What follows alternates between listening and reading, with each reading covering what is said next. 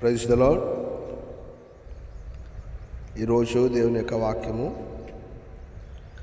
సామెతల గ్రంథం 15వ అధ్యాయం 3వ వచనం.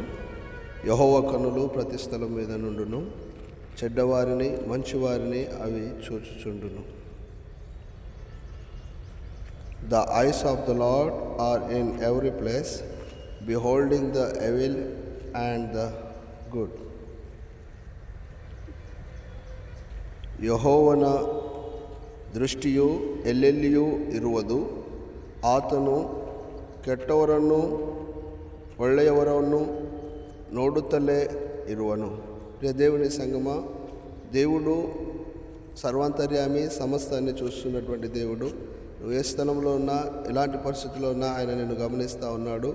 ఆయన నీకు సహాయం చేసే దేవుడై ఉన్నాడు. కాబట్టి ఆయన దృష్టిలో నీవు నమ్మకం